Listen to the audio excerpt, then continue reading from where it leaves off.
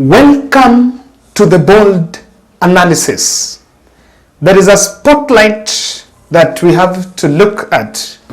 This is the number of casualties in respect to the Sabasaba on Friday. And while that discussion is now coming, Kindiki, the Interior Security CS, is coming out clearly to make a position of government. We've seen that one of the tools that the state has always used against the population is the security officers. Water cannons, the light bullets, the rubber bullets, and the tear gas.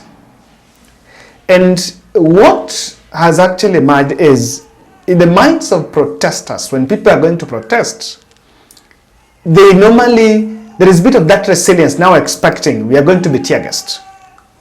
But Kindiki, in another rejoinder, is asking the police that if a protester is not carrying any weapon, anything in the hand, and the protester is harmless, allow them to protest peacefully. In fact, your role is for you to give them security. He's responding a day after former Chief Justice William Mutuga was tear gassed in Central Police Station when he went to demand the release of 35 protesters that were illegally arrested on Friday. And in a presser while addressing journalists, William Mutuga said that even people who were lawyers, after getting to government, they have forgotten about the law. This is the soundbite of Kindiki. Now, Kindiki is a lawyer, and I think when he was appointed in that position, people in the law fraternity, in the legal fraternity, were excited that for the first time, they've gotten one of their own in such a docket that was docked with was seen as a docket that was, let me say, embodiment of not obeying court orders. You know, he came in the office where Matiang'i was blamed for not obeying court orders. Remember the Miguna saga and a couple of other court orders that were issued, but they were never obeyed. So when he came there, the expectation was high. But it seems to be seen as if when the police were actually using extra force, it is something that was then bringing his profession as a lawyer in the limelight. I want to tell you why Kindiki is making that turn. There's two reasons why Kindiki is making that turn. But before I look at those two reasons, let me just finish up. We're finishing up on Wednesday night, the fundraiser towards Sarah's last expense and the welfare of the son who has remained. Yeah, we've been doing a fundraiser here for the last 5 days, if I'm not wrong, to support this lady. She's one of the members of this channel, and we had supported her in the past last year towards a medical bill, hoping 1.3 million, but she passed on last month on 26th June. So we are pushing through to just support the family and also the child that has remained, especially family, to do the last expense and the other bills that were still pending. So that's why we are doing the 100 bob challenge, and I want to say thank you for those who are still responding. Those who are also pledged, we have until Wednesday night so that we can do the budgeting from Thursday, and because the burial is on Friday. Now, the two reasons why Kindiki is feeling the danger and is making that U-turn, because there have been two questions. And I even remember Jared and I and other journalists asking, why is it difficult for police to allow protesters to protest? Because what has always been bringing the conflict is the conflict between civilians and the police. If you look at clips from Kisii, it is just some running battles between police and the residents. Same to Nairobi and different urban centers. Kindiki has realized that civil society organizations are watching human rights violations. They are taking stock. And because the human rights organizations, the civil society organizations that are on human rights are watching, he knows very well that in the fullness of time, he will find himself in court. These guys are going to sue you. And with that, the more you are taken to court, the profile will go down. Because you will actually be cornered. You never know. How about if things get out of hand and you're sued? You know, he has seen the presence of civil society organizations. But then when you see William Tunga, he was an activist, by the way. When you see the likes of Boniface Mwangi going to, and the kind of, compare this and what happened in the first phase, the vigor and the push for the protesters to be released, and you see the kind of faces in it, someone like William Tunga, you know very well that civil society organizations are in it. But two, Kindiki might have realized that the security officers that are using excess force while managing the situation could be getting orders from other quarters. And clearly, political infiltration. The first phase of protest, we saw Rigathi Gachagua in it, taking photos with security officers in his office, waking up in the morning, as if now saying the way he's handling the situation. And I think his advisors told him that you need to exempt yourself from this.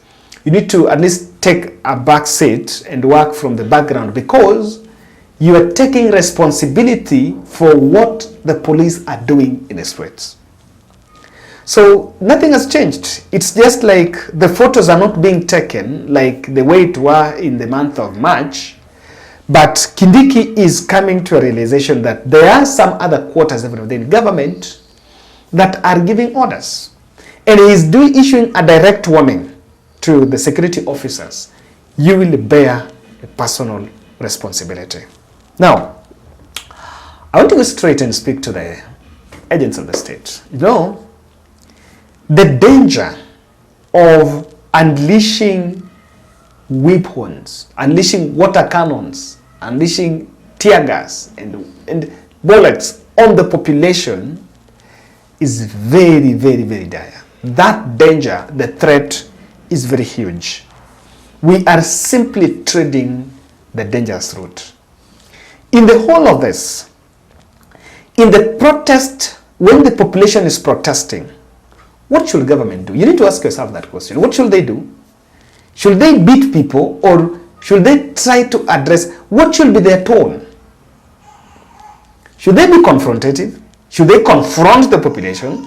In my understanding, I think they should be, it's because they bear the responsibility. If the population is complaining about the cost of living, it is their responsibility. It is not the responsibility of the opposition leaders. So there is a danger, because when people go to the street and what they meet are tear gas and the weapons, the whole thing turns as a fight between citizens and security officers. And you may want to think, are they not part of this society? When the society is complaining about the cost of living, are they not part of the society? Are they not in it? They are part and parcel of this country. So that is a dangerous way, because surely, I look at it this way. How will you bring peace if you've already created that animosity between the police and the population? And when that animosity cripples in, it turns the whole thing violent. How about if people decide that we're going to the protest and nikiona polisi tapigana? Then we're going to have more casualties, because the police must also defend himself and will fire live bullets on the population. The numbers will shoot. So we need to get it. It's a very dangerous way when you unleash the security officer, when you unleash the bullets and the guns and the water cannons on people. Secondly, Kindiki knows something. It's a very dangerous route even for him as a person, because if things go south, he will bear personal responsibility. And in fact, Orengo said government eats its own people. Apart from bearing personal responsibility, and when he bears that personal responsibility, he can be sacrificed. What else if President William Ruto wants to save face and can even then fire him? Or he knows very well that his relationship with Rigathi Gachagua in respect to Mount Kenya politics is not very smooth. This is a loophole that can be used against him, and he's kicked out of the docket. So if you look at it that way, it is very dangerous even for him. Government will always find a way of creating a blame, of blaming someone for it, even if they know very well people are protesting about the cost of living. But when some 10 or 5 people are killed and Parliament goes, some people, corridors within government start blaming, it was about Waziri, he issued orders to the police, here, there, and within that context, or even he's taken to court. And when he's facing it, might be need for him to step aside. So he knows very well that this can be a trap that can be set against him, even to push him out of the political equation. Now, the protests, the weapons are dangerous, guys, because the tension will build, and this builds the momentum. With the time, population will develop resistance. It will develop resistance. We've had an election and there are other elections coming. We have 2027 coming. When we allow the tension to cripple in and engulf the whole country, then it's very clear who gonna spend, who is going to the next election. Violence will be at the center of everything we're doing in this country. So it's not the right way. With that tension, so who is losing? By the way, I've always been saying, yes, government is saying we cannot bend, we cannot lose. But then who is losing? Because they are not collecting taxes, they're calling economic saboteurs. But even if there is that economic sabotage, they are supposed to collect taxes to redeem their campaign pledges. If they cannot collect taxes, who is to be blamed? Or what is really going on? So at the end of it, the tension they are creating is unnecessary. They want people to go to work, to ignore the protests. But when people watch the videos in the evening, they are seeing 2 people killed. Some people, what kind of... When those scenes of bullets being shot and water cannons on people, that is already creating a tension. So, with that, someone has already watched news how Friday was. And then you on Saturday say, let people go to work. Maybe on Tuesday saying, let people go to work. But people reviewing those videos, seeing the scenes, like, no, I cannot. So, it already creates that tension. And so government will be difficult even to move on. Even if you want to politically divide the country and say, you know what, if you're a UDA supporter, go to work. Who will go? Because in the streets, imagine a moga wa kila mtu. I saw in CBD. He doesn't want to know that you are a Zimio or you are UDA. Lastly, danger is in this. As we speak as a country, doctors are threatening to protest. They've given a notice. Teachers have also given a 14 days notice. Drivers, PSV drivers are also complaining about the compulsory tests. The compulsory theory tests that is costing them around 1,500 or 1,000 there. And they're saying they don't have that money. So what am I saying? Within some time, you will even realize that those who will be protesting will not just be the hustlers. You will see civil society organizations protesting. Look at what happened in Kisii. A day before, on Thursday evening, the lawyers were protesting. There were some lawyers that were protesting in Kisii, and they were tear gassed.